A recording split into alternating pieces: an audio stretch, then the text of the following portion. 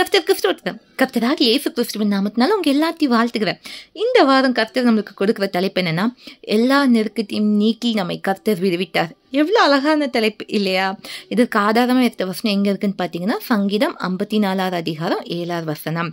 அவர் எல்லா நெருக்கத்தையும் நீக்கி என்னை விடுவித்தார், என் கண் என் சத்துருக்களில் நீதி சரி கட்டுதலை கண்டது. இது யார் பாடுறான்னு பார்த்தீங்கன்னா, தாவீது பாடுற சங்கீதம். எப்போ பாடுறாங்கன்னா, சீப்புரார் சவுலுக்கு சொல்கிறாங்க, தாவீது இங்கே தான் ஒளிஞ்சிட்டு இருக்கான் அப்படின்ட்டு. அப்பந்தான் தாவீது ஒரு வார்த்தை சொல்கிறாங்க ஃபர்ஸ்ட் வசனத்தில், தேவனே உமது நாமத்தின் நிமித்தம் என்னை ரட்சித்து உமது வல்லமையினால் எனக்கு நியாயம் செய்யும். கர்த்தாவே என்னை நீங்கள் ரட்சிங்கப்பா. தாவீது தன்னுடைய பலத்தை நம்பலை, தன்னுடைய ஞானத்தை நம்பலை, தன்னை சுற்றி இருக்கிறவங்கள நம்பலை.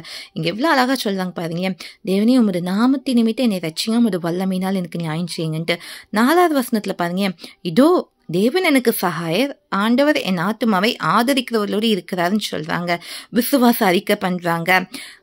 கர்த்தர் என்ன பண்ணுவாரா, என் சத்துக்களுக்கு தீமை சரி கட்டுவாருன்ட்டு 5வது வசனத்துல சொல்லிட்டு 7வது வசனத்துல சொல்றாங்க பாருங்க, எல்லா நெருக்கத்தையும் நீக்கி கர்த்தர் என்னை விடுவிச்சிட்டாரு, என் கண் என் சத்துருக்களில் நீதி சரி கட்டுதலை கண்டது.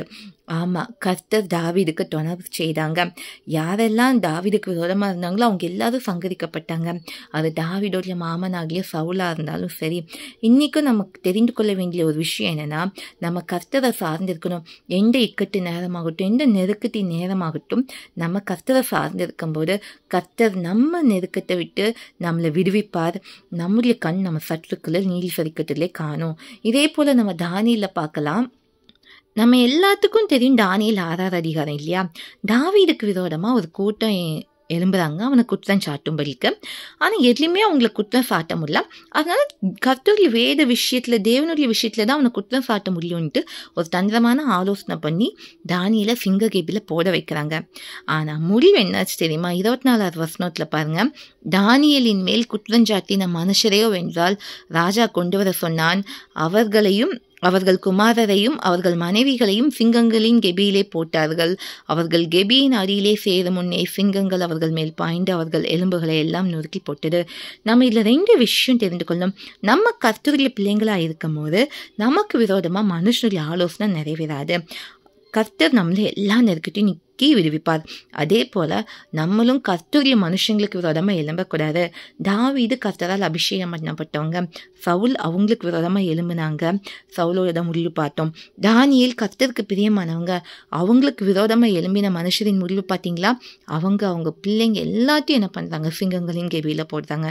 அதனால நம்ம கர்த்தருக்கு பயந்து என்ன பண்ணலாம், நம்ம பயந்து அவருக்கு கீழ்ப்படிந்து வாழணும். அதே போல் கர்த்தருக்கு பயந்தவர்களை நம்ம கனம் பண்ணணும்.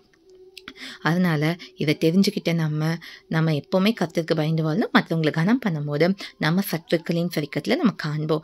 நம்முடைய நெருக்கத்துலேருந்து நம்ம விடுவித்த கர்த்தருக்கு மகிமை உண்டாகட்டும். ஜெர்மன்லாமா? எங்கள் அன்பின் பரலோக பிதாவே, இந்த அருமையான நாளுக்காக வேலைக்காய் நன்றி. இந்த நாளை மொழி சமூகத்தில் பாராட்டினங்களுக்கு நன்றி. இந்த நாளை கர்த்தர் நீர் சொன்னபடி எங்களுடைய எல்லா நெருக்கத்திலும் எங்களை விடுவித்ததற்காக ஸ்தோத்திரம். எங்களுக்கான என் சத்துருக்களில் சரிக்கத்திலே கண்டதற்காக ஸ்தோத்திரம். ஏன்னா தேவன் எங்களுக்கு சகாயராக இருக்கீங்க. நீர் எங்கள் சத்துருக்களுக்கு சரி கட்டினதற்காக ஸ்தோத்திரம் ஐயா.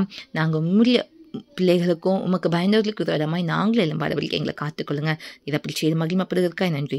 பிதாவை சகல தொழிலான மகிமைக்கு செலுத்தம் கர்த்தவை மீட்புறம் ரஷ்மாக் வைத்து நீர் என்று நாமத்தில் மிகுந்த தாழ்மையாக இருக்கிற பிதாவே, ஆமேன்.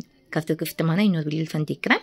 கர்த்தர் நம்மை ஆசிரிப்பதாக. கர்த்தருக்கு பயந்து வாழும். கர்த்தருக்கு பயந்து வாழுகிறவர்களை கனம் பண்ணுவோம்.